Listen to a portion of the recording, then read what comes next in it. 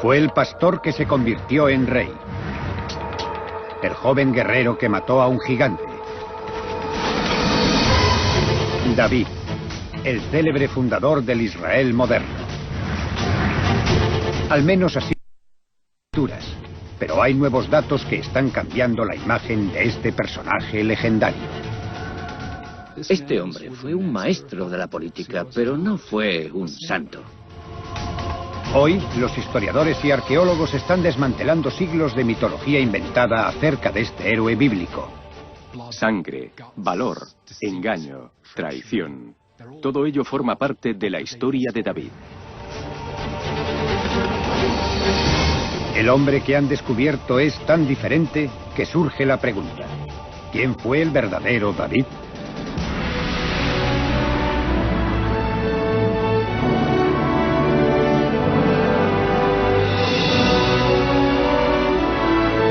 Las Escrituras, David y Goliat.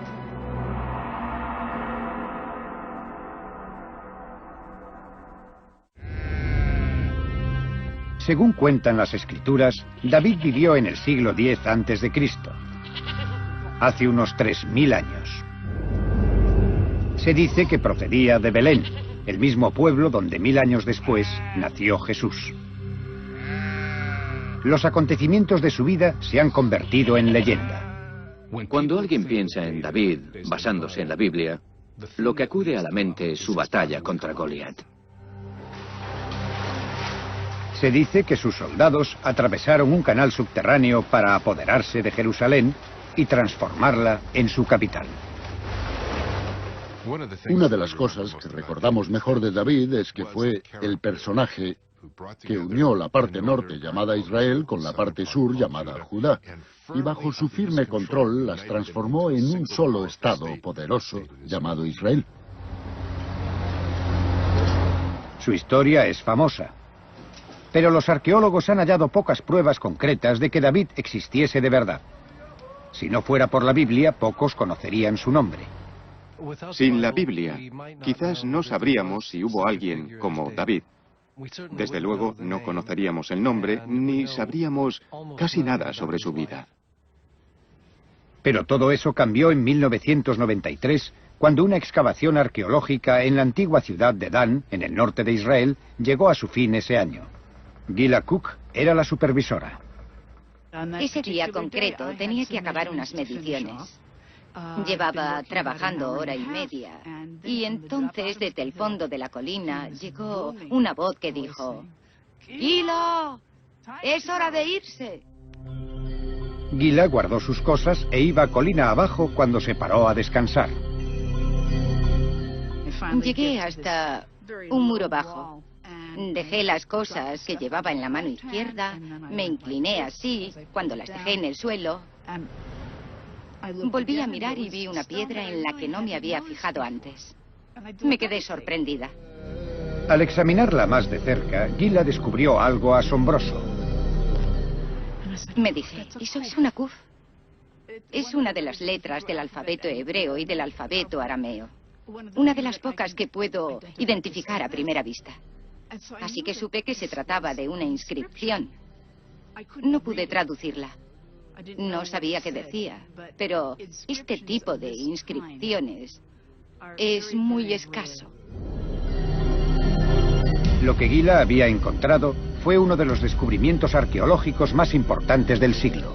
El momento en que encontré aquello fue maravilloso. Era parte de un monumento que hablaba de una victoria sobre los israelitas. Decía que el rey vencido era de la casa de David, descendiente de la estirpe real de David. Aquí dice Bet David, la casa de David. Y aquí dice Melech Israel, rey de Israel. Los críticos llevan tiempo diciendo que la narración bíblica sobre David es una leyenda inventada por los escribas hebreos. Pero para el experto bíblico Steve Mackenzie, esta inscripción lo cambia todo. Es importante como elemento que indica que es probable que de verdad existiese un personaje llamado David. Ahora bien, no nos dice nada de los detalles de su vida, pero sí inclina la balanza a favor de la existencia histórica de David. Pero si un rey llamado David existió de verdad, ¿qué clase de hombre fue? La Biblia dice que fue un joven pastor que progresó hasta convertirse en rey de todo Israel. Un joven guerrero que se hizo famoso en un combate contra un gigante. Es una de las batallas más famosas de todos los tiempos. El joven pastor israelita contra Goliat, el campeón de sus enemigos jurados, los filisteos. ¿Pero en qué medida concuerda la imagen bíblica con la realidad histórica?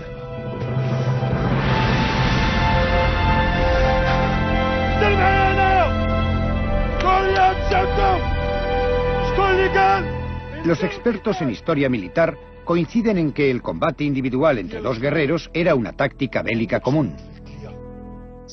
El combate individual en la antigüedad era muy corriente, sobre todo antes de que dos ejércitos se enfrentaran en batalla.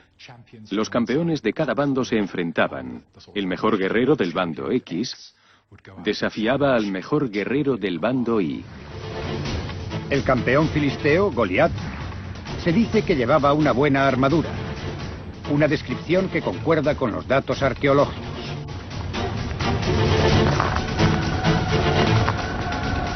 Ross Boss ha pasado los últimos 20 años excavando en la ciudad filistea de Ashkelon, al sur de Palestina. En nuestras excavaciones encontramos algunos fragmentos de láminas de armadura, las cuales ofrecen un buen ejemplo sobre el tipo de protección que se utilizaba. Estas láminas que tengo aquí, por ejemplo, se ve que son placas individuales de metal, con pequeños orificios que se pueden coser y superponer entre sí, y después se coserían a un jubón o chaleco de cuero para dar mayor protección. Con toda esa protección, no es extraño que el enfrentamiento haya pasado a la historia por su gran desigualdad. Pero ahora existen indicios de que quizás David no fuese el muchacho indefenso e inexperto que los relatos cuentan.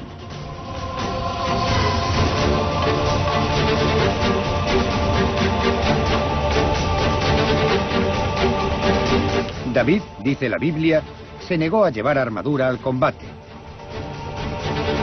Eso le habría permitido mejor movilidad que su oponente. Sobre todo ya que se cree que la armadura de Goliat pesaba 54 kilos. David no lleva armadura. Goliat lleva encima una muy pesada. Goliat no deja de decirle a David, vamos, vamos, vamos. ¿Por qué no deja de decir, vamos, acércate, acércate? Porque no logra atrapar a David. No deja de moverse alrededor de Goliat. Es inalcanzable. En realidad, la estatura de Goliat quizás le resultó una desventaja. Se dice que era un gigante, un hombre de unos 2,70 o 3 metros. Pero la medicina moderna dice que lo que pudo haber causado a Goliat su gran estatura, tal vez ocultaba una gran debilidad. Son 2,30, por favor. Bien, 1, 2... Chris Greener es uno de los hombres más altos de Europa. Mide más de 2,25 metros. Salud. Gracias. Cuando salí de la escuela primaria a los 10 años, era más alto que la mayoría de los profesores. Era el más alto del colegio, sin duda alguna. Al acabar el colegio me midieron, medía unos 2,01. Y 7 años después, cuando me nombraron el hombre más alto de Gran Bretaña, medía 2,25. En 7 años crecí 24 centímetros. Los médicos llaman a lo que le ocurre a Chris gigantismo acromegálico. Chris ha ido a Oxford a visitar a uno de sus antiguos médicos. Hola, Chris. Hola, John, ¿qué tal? ¿Cómo estás? Estoy bien. Me alegro de verte. Han pasado unos cuantos años. Sí, sí, ya lo creo. Adelante. El gigantismo es un crecimiento excesivo. Suele deberse a un tumor en la pituitaria, la cual produce demasiada hormona del crecimiento, que pasa a la sangre y hace que los huesos crezcan excesivamente. El gigantismo es muy poco frecuente. En el Reino Unido no contamos con cifras exactas, pero diría que habrá un puñado de personas que lo sufren. Los expertos conocen la enfermedad desde finales del siglo XIX, pero creen que existe desde mucho tiempo atrás. Debe de existir desde tiempo inmemorial, porque el personaje de Goliat se remonta muy atrás. La altura de Goliat seguramente habría sido resultado del gigantismo, por un tumor que dispara la hormona del crecimiento. No existe otro motivo que provoque esa estatura tan elevada. En la Biblia, la estatura de Goliat le da una ventaja injusta sobre David. Los médicos hoy día opinan que sin tratamiento, el gigantismo puede ocasionar inconvenientes. Cuando empezó tenías problemas de visión, ¿no es así? Es cierto, sí. Veía doble. Ahí es donde empezaron mis males, hace 30 años. Pero ¿sabes por qué te ocurre eso, no? Pues sí. ¿Me dejas que te enseñe unas Sí, radiografías? A medida que crece el tumor de la glándula pituitaria, empieza a presionar el nervio óptico. Esa es una pituitaria de tamaño normal. Y esta pituitaria no está tocando el nervio óptico, como Sí, puedes sí. ver. Sin embargo, este otro paciente tiene un gran tumor pituitario que vemos aquí. Y si alcanza esta parte, puede causar visión doble, pero si se extiende hacia afuera, se pierde campo de visión, es decir, que no se tiene visión lateral. Entiendo. Vale. Quiero que me hables de tu coche nuevo. Goliat tenía ventaja psicológica debido a su gran estatura, pero David fue el que tuvo ventaja porque Goliat tenía problemas de campo visual, y quizá eso no solo le habría dificultado la visión, sino que también le habría dificultado el movimiento. David no solo tenía mayor movilidad que Goliat. La Biblia dice que era el portador de la armadura del rey. Ser el portador de la armadura de alguien importante, el rey o el hijo del rey, era un puesto de privilegio. Significaba que esa persona tenía buenas dotes militares, al menos a priori. No era todavía un guerrero curtido, sino un aprendiz de guerrero.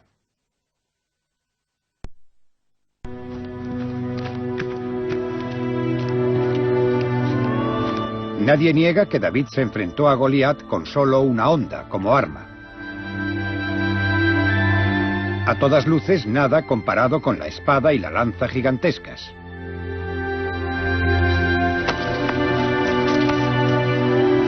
Pero las piedras de honda halladas en campos de batalla por todo Oriente Próximo muestran que las hondas podían ser muy peligrosas. Sabemos por los textos bíblicos que David cogió una piedra cualquiera del suelo del valle en la zona donde se enfrentó a Goliat. Pero en nuestras excavaciones hemos descubierto muchas piedras que eran de pedernal, a las que se daba forma esférica y se usaban solo como proyectiles de honda. Esto es pedernal. Como vemos, está trabajada por todas sus caras para darle forma esférica y pesa bastante. Arrojada con una honda puede alcanzar gran velocidad y causar un fuerte impacto. De hecho, la honda era una de las armas más mortíferas de la antigüedad.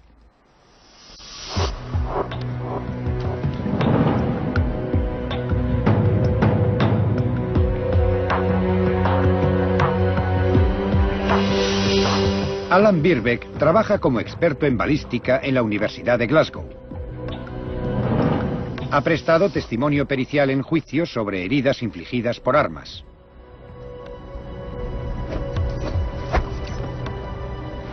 Junto con su colega Ron Thompson, ha ideado un experimento para comprobar la velocidad y potencia de la honda. Mediante una cámara de alta velocidad, podrán medir a qué velocidad viaja la piedra. Correcto. Lo realizamos mediante esta pequeña cámara óptica de circuito cerrado, que está conectada al dispositivo digital de grabación de movimiento. Así podemos grabar la alta velocidad, las imágenes entre los dos postes verticales de 2 metros y calcular el daño que ocasionaría el objeto al alcanzar el objetivo. Alan tiene que lanzar la piedra entre 2 postes verticales para que la cámara capte su vuelo.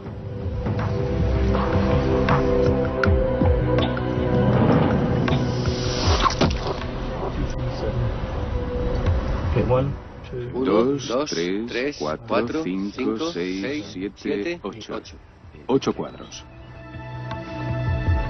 Los cálculos finales demuestran lo mortífera que puede ser la onda.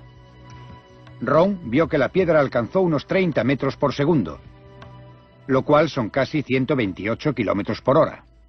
También nos sorprendió bastante, dado el gran peso del proyectil, que tuviese energía cinética, que causase un impacto comparable al del arco medieval o incluso al de una bala del calibre 22.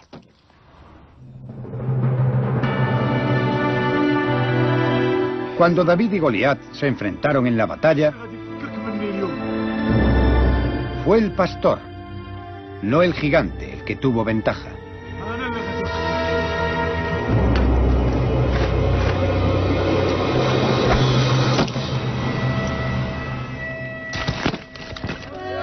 Con un golpe, David resulta victorioso. Y para terminar, hizo algo que indica lo bien que conocía los ritos de batalla de su época. David cogió la cabeza de Goliat y las armas de este como trofeos por la derrota del enemigo. El trofeo se toma para enseñarlo y aterrorizar al enemigo, para demostrar el poder del que ha matado al contrario. Hay más detalles sobre la lucha entre David y Goliat de lo que parece a simple vista. Algo que puede aplicarse a casi toda la vida de este hombre. Los estudios más recientes indican que tal vez haya sido más despiadado y ambicioso de lo que el retrato bíblico deja ver.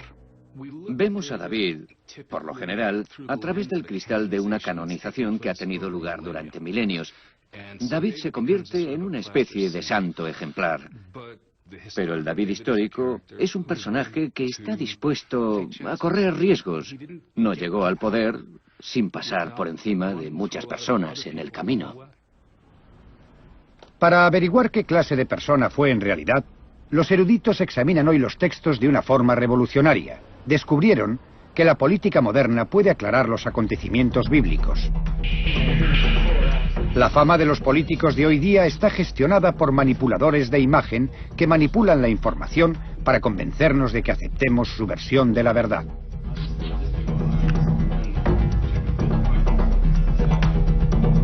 El historiador Steve Mackenzie cree que eso también puede aplicarse a los narradores bíblicos. A los que escribieron la Biblia a menudo se les considera manipuladores. Estos alteradores de la verdad pintan una imagen de un político, de las palabras de un político, de sus ideas e intenciones, y también controlan la información que se transmite. Eso también podría haber ocurrido aún en mayor medida en el mundo antiguo, en el que no había periódicos, etc. Para llegar al David que esconde su imagen fabricada, los historiadores creen que es esencial no tomar el relato bíblico al pie de la letra. ¿Por qué bucear bajo la superficie del relato bíblico? Porque el relato que leemos es una interpretación, una manipulación de una serie de hechos ocurridos en el siglo X a.C. Soy historiador, y la tarea de un historiador es deshacer la manipulación. Usando este método, los historiadores examinan con más detenimiento todas las afirmaciones bíblicas sobre David. Una de las más famosas es que era un gran músico. Su instrumento era la lira, una pequeña arpa.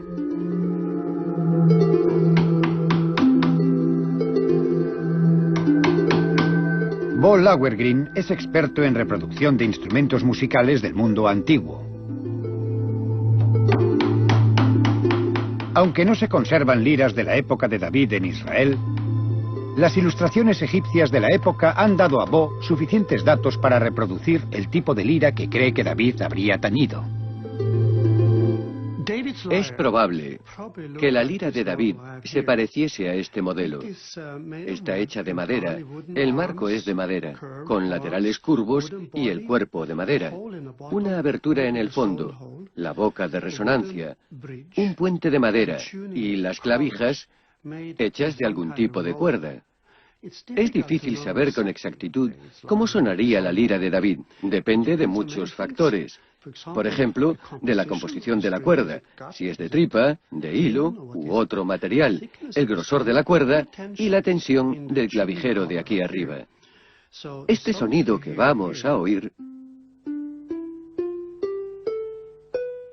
puede que sea muy similar al de la lira de David, pero no podemos estar seguros de que sea igual. El que David tocase la lira ha configurado su imagen legendaria de héroe amante de la música. Pero algunos historiadores leen entre líneas en el relato bíblico. Opinan que el hecho de que David tocase la lira desvela su verdadera ambición: la política. Israel, en el año 1000 a.C., no era un país unificado. La Biblia dice que estaba dividido en Judá, al sur, y un área conocida como Israel, al norte. David vivía al sur. Pero ambas partes se unieron para luchar contra su enemigo común, los filisteos. Israel había escogido un rey que dirigiese las batallas en curso. La Biblia dice que se llamaba Saúl. Tenía fama de gran guerrero y sufría ataques de melancolía. A David lo llevaron a la corte para que tocase para él. Se dice que su música levantó el ánimo de Saúl. Sabemos por la música actual que esta puede ejercer gran influencia en las emociones. Hay música que nos anima, música que nos calma. Así que es factible que también ocurriese en la época del rey David. Pero lo que la Biblia no dice es que la música de David le proporcionó grandes beneficios políticos. Uno de los pasajes bíblicos dice que las dotes musicales de David lo llevan a la corte, y esas dotes tienen un efecto curativo.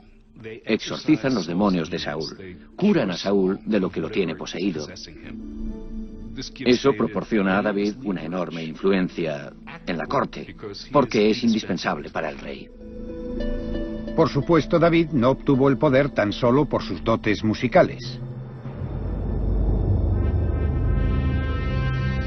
El niño pastor se estaba haciendo hombre.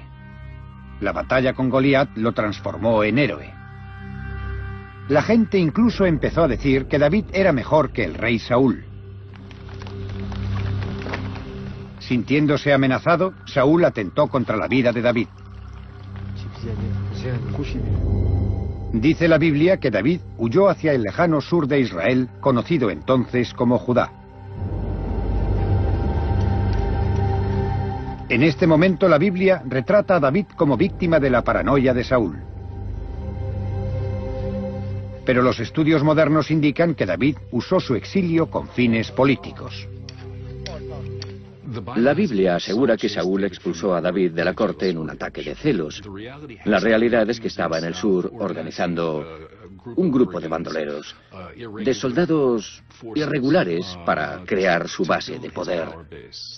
Estaba allí para acumular dinero, poder e influencia.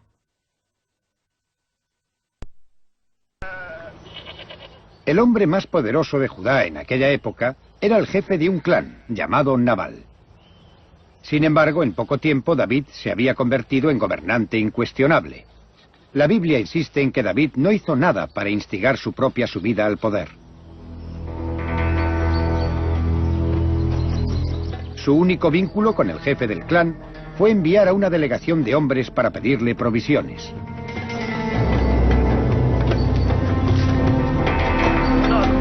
Al parecer, Nabal se las negó.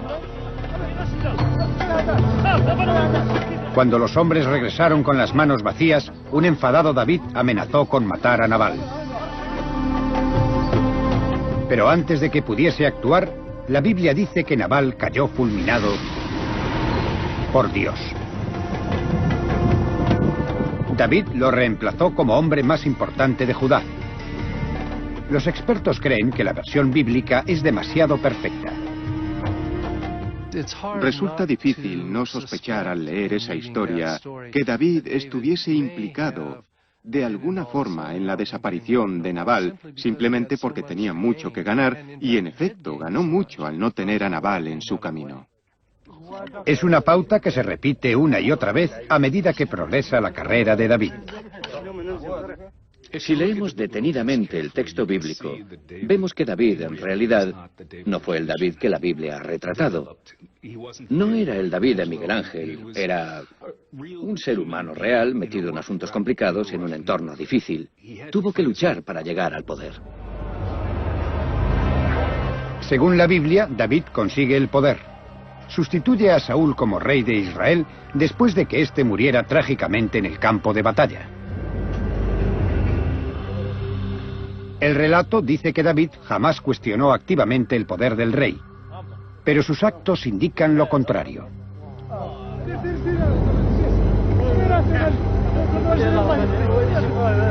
En un sorprendente gesto, David va a trabajar para los enemigos acérrimos del rey Saúl, los filisteos.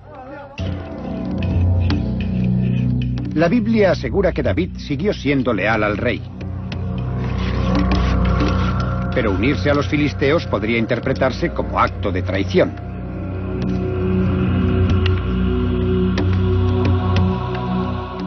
La alianza de David con los filisteos abrió un nuevo frente contra Saúl. La región montañosa del sur fue hostil a Saúl de una forma muy distinta a cuando David no estaba en ella. Saúl logró resistir ante los filisteos durante un tiempo. Pero los expertos creen que su alianza con David provocó la derrota del rey. Muy oportuno para David. Saúl murió en el campo de batalla y David tomó su lugar.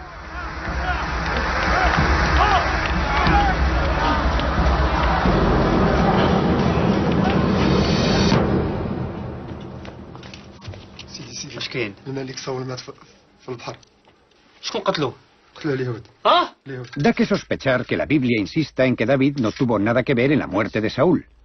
Dice que David estaba tan consternado por la noticia que compuso una elegía en recuerdo del rey. Pero los expertos se muestran escépticos sobre la veracidad de la pena de David. David llora la muerte de Saúl, pero David llora la muerte de todos sus enemigos. Tal vez sí compuso ese poema, pero si lo compuso debió de reírse a mandíbula batiente porque él era el que había logrado sobrevivir. Las afirmaciones de la Biblia sobre la inocencia de David son tan frecuentes que muchos eruditos opinan hoy día que quizás delaten la culpabilidad de David. Una y otra vez, el autor hace énfasis en que David no tuvo nada que ver en la muerte de Saúl, que David está lejos de Saúl cuando éste muere. ¿Por qué tanta insistencia en que David no tuvo nada que ver con la muerte de Saúl? A no ser que, quizás, la verdad sea que estuvo implicado de alguna forma. La Biblia afirma que David no cometió toda una serie de asesinatos. Que se niegue un asesinato puede llamarse error. Que se nieguen dos, coincidencia. Y negar 8, 10, 12 asesinatos puede considerarse como método habitual.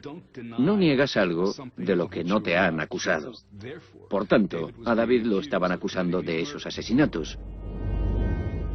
Me pesa decirlo, pero la negación de la Biblia es casi una admisión de culpabilidad. El grado exacto de implicación de David en la muerte de Saúl quizás jamás se conozca. Pero lo que está claro es que David le sucedió y se convirtió en el gobernante más famoso de Israel. Es un momento crucial en la historia de David. Es la primera vez que las tribus del norte y el sur están capitaneadas por un solo rey. La Biblia dice que David empieza a unificar oficialmente las dos regiones, algo por lo que se le recordará y alabará a lo largo de los siglos. Pero esta nación unificada necesita un nuevo centro, una nueva capital que satisfaga tanto al norte como al sur. Así que David escoge una fortaleza insignificante, más o menos en el centro del territorio. Llama a su nueva capital Ciudad de David. Nosotros la conocemos por otro nombre, Jerusalén.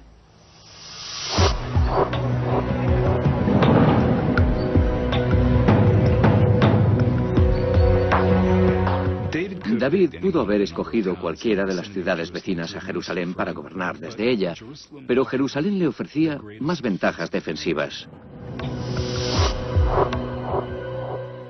Era una zona desde la que se podía unir a dos poblaciones. Así que era un enclave estratégico para ocupar y gobernar desde allí. Pero la ciudad estaba bajo control de un pueblo enemigo, los jebusitas. Y no iba a ser una conquista nada fácil. Jerusalén fue un lugar muy difícil de conquistar. Era una alta ciudadela con recias murallas y fieros defensores. David está decidido a tomarla. Tiene que buscar un modo de entrar en ella. Un asedio sería algo muy largo y costoso. Un ataque frontal costaría muchas vidas humanas y desmoralizaría a los israelitas. Así que David observa el lugar y piensa, ¿cómo puedo entrar en él? ¿Hay forma de subir hasta la ciudadela sin necesidad de atacar las puertas?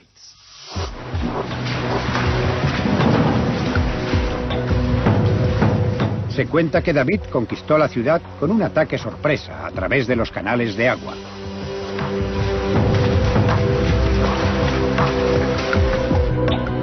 Y luego la transformó en una gran ciudad llena de esplendor. Pero hay una pega respecto a la versión tradicional de los hechos.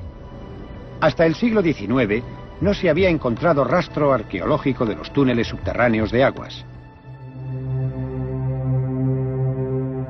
El primer hallazgo al respecto tuvo lugar en el año 1867 con el descubrimiento de un profundo pozo de agua bajo Jerusalén.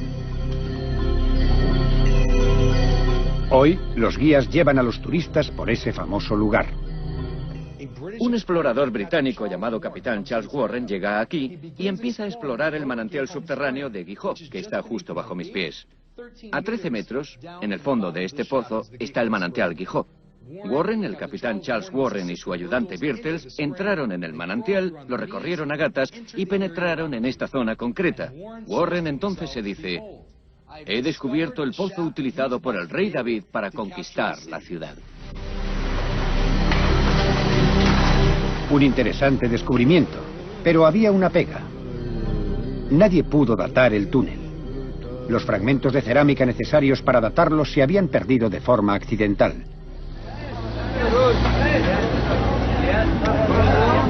Un segundo descubrimiento hecho en 1996 por el arqueólogo israelí Ronnie Reich proporcionó las fechas que faltaban.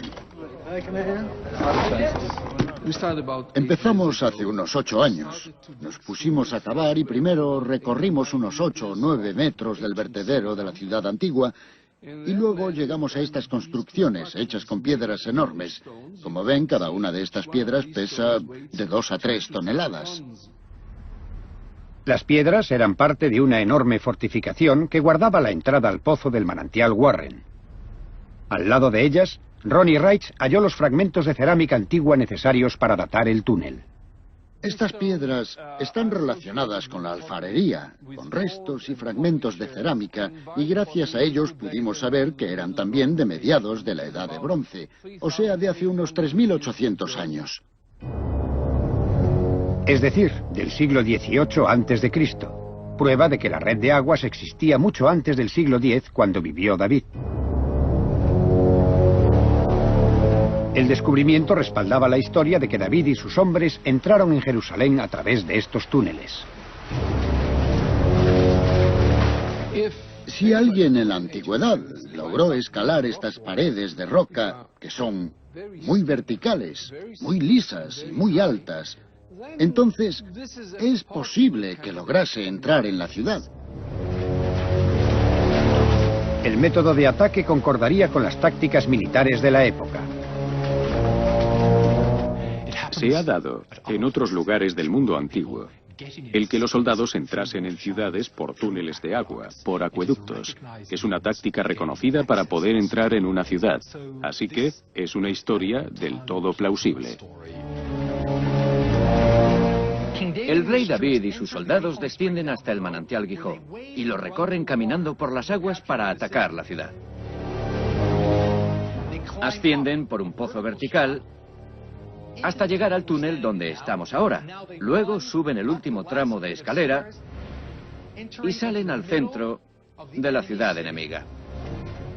Van hacia los guardias de las puertas les cortan la garganta, abren las puertas y unos cuantos efectivos de la tropa israelita entran en la ciudad.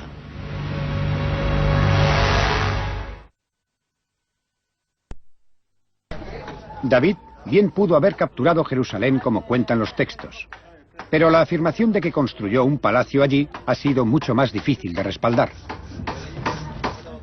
No piséis aquella piedra. Porque pese a haber cavado allí durante 100 años, los arqueólogos han encontrado muy poco, aunque tal vez haya una buena razón para ello. Cuando pensamos en un palacio hoy, ¿cuál es nuestra idea? El Palacio de Buckingham, de Londres. Aquí no se construyó nada semejante. Desde luego, no en tiempos del rey David. Así que imagino que si construyó aquí un palacio no sería más que una casa grande. En vez de vivir con esplendor en un gran palacio, quizás David se construyó una vivienda mucho más humilde, acorde con un pueblo o ciudad pobre. Ronnie Wright opina que los narradores de la Biblia quizás atribuyeron al reino de David más de lo que en realidad consiguió. Cuando uno se pone a escribir un relato, no hay límite para la imaginación. Uno puede describir lo que desee. Así que aquí tenemos una contradicción entre el texto y lo que en realidad se construyó en el lugar.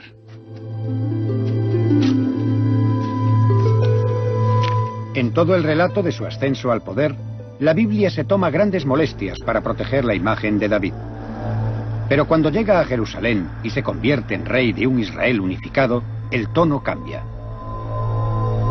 Por primera vez, la Biblia narra de manera muy franca un gran escándalo. Un misterio que los expertos empiezan hoy día a desvelar.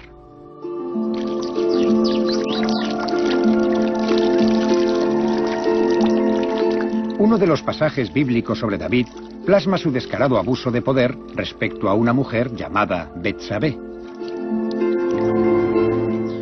David está en el apogeo de su reinado y estando en la muralla de palacio una tarde, se asoma y abajo ve a una mujer hermosa, a Betsabé, tomando su baño vespertino. Traedme a Betsabé. Betsabé llega al palacio y al poco tiempo la seduce y se queda embarazada. Lo malo era que Betsabé ya estaba casada. Y en la época de David, el adulterio era un delito con graves consecuencias. No solo está David en una situación arriesgada por su adulterio con Betsabé, sino que también Betsabé corre un gran peligro. Si ella ha cometido adulterio y llega a demostrarse, está en una situación terrible, porque pueden lapidarla. La Biblia también es franca respecto a la forma en que David se ocupa del marido de Betsabé. David hace regresar al esposo de Betsabé de la batalla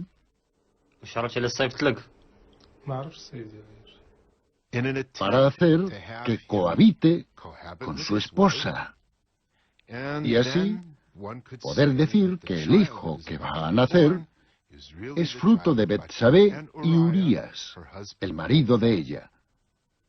Pero no da resultado.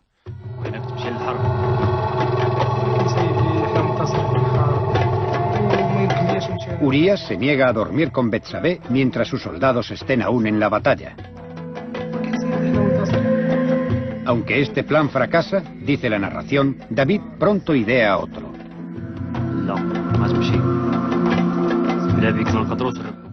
David envía a Urías de regreso con sus soldados con una carta para los demás oficiales en la que les dice que pongan a Urías en primera línea de batalla para asegurarse de que muere en combate. Y es lo que ocurre. David es culpable entonces de adulterio y de asesinato.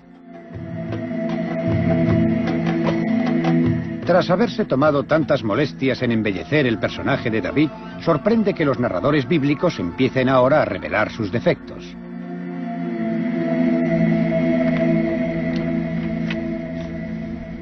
Steve Mackenzie cree que quizás en esta ocasión los manipuladores de imagen no lograron salirse con la suya. La historia de Betsabé es bastante misteriosa porque es muy diferente del resto del material. Después de que los manipuladores de imagen elaborasen la imagen de David, alguien llegó e insertó este pasaje sobre Betsabé en la obra. El motivo exacto de esa persona que incluyó el relato de Betsabé no se conoce con seguridad. Quizá fue una manera de decir, esto es lo que pasa cuando tienes un rey con poder supremo y comete faltas. Creo que lo irónico es que me encanta la historia de Betsabé, es mi pasaje favorito. Porque no muestra a un David inocente, sino a un David culpable de adulterio, que tiene defectos. Y ese es el David con el que nos identificamos.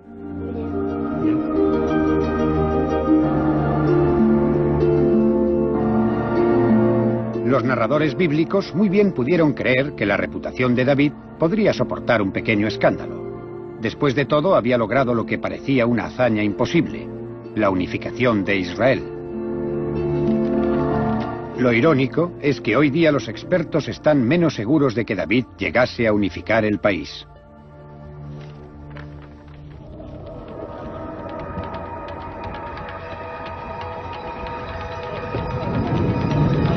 El incidente que arroja mayor duda sobre los logros de David es una revuelta.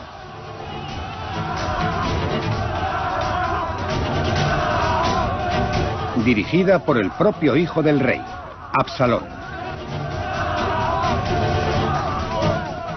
Lo bonito de la revuelta de Absalón, desde el punto de vista histórico, es que nos demuestra que David era muy poco popular. Toda la población de Judá e Israel se rebela contra él. A este hombre le tenían odio, un gran odio, y es probable que no tuviese un control generalizado sobre la zona rural. La Biblia da poca importancia a la revuelta, achacándola, como diríamos hoy día, al escaso control paterno. Insinúa que fue la permisividad de David con sus hijos lo que permitió que Absalón se rebelase. Creo que los manipuladores de imagen utilizarían ese elemento para pintar el retrato de un David comedido, alguien que es demasiado atento para hacer daño a alguien y mucho menos a su propio hijo. La imagen de un David afable hace que los expertos sospechen doblemente. Porque cuando la revuelta se sofoca, a Absalón lo matan en el campo de batalla. La razón que me hace sospechar en ese momento es que aparece la misma pauta que se ha visto con personajes anteriores que se interpusieron en el camino de David, es decir, alguien muere de forma violenta y el texto se extiende en decir que David no estuvo implicado en ello y que cuando David lo descubre siente gran tristeza. Es lo mismo que ocurre con Absalón. Una vez más, creo que probablemente David fue quien lo planeó todo. La muerte de Absalón es buena muestra de cómo se mantuvo David en el poder. La narración bíblica describe la unificación de Israel como un proceso electivo, que el pueblo se reunió y eligió a David como su rey. En realidad fue más bien un conquistador que un rey electo. Gobernó mediante la fuerza. Unió al pueblo por la fuerza de las armas. El reino unificado de David no fue una época dorada, después de todo. Pero el hecho de que estuviese unificado quizás resuelva una de las mayores incógnitas de toda esta historia. ¿Por qué pintaron los manipuladores de imagen bíblicos un retrato tan maravilloso de David y su reino? La historia de Israel es muy larga y cambiante. Así que cuando el cronista escribe, Israel ya no es una nación unida. Potencias extranjeras la han dividido. Y el cronista escribe para tratar de unir a los pueblos que se proclaman israelitas, para integrarlos en una sola nación. Y ahí es donde David se convierte en una especie de modelo. Así queremos ser lo que en un tiempo fuimos. Un pueblo unido bajo un gobernante y servir a Dios. David murió después de 40 años de reinado dejando a su hijo Salomón como heredero del trono. Mientras que el David bíblico es un héroe que unificó Israel, el David histórico parece una figura muy diferente. El David de la Biblia es un santo. El histórico fue mucho más humano. Gobernó aterrorizando a su pueblo, porque era un rey de Oriente Próximo, y ninguno de esos reyes estaba mucho tiempo en el trono, salvo mediante la fuerza. Es una imagen de David que está más acorde con la realidad del mundo antiguo, y no se aleja tanto de nuestra propia época. En gran medida reconocemos en el David histórico que los seres humanos no han cambiado a lo largo de milenios. Todavía luchamos con los mismos problemas y aún nos enfrentamos a los mismos asuntos. Y uno de ellos son las personas que se hacen con el poder y se aferran a él, y el punto hasta el que están dispuestos a llegar.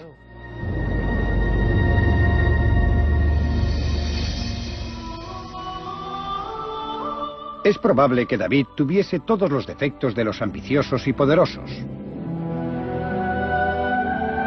Tal vez esos defectos no encajen con su imagen de héroe bíblico. Pero sin ellos, quizás nunca habría ocupado un lugar en la historia.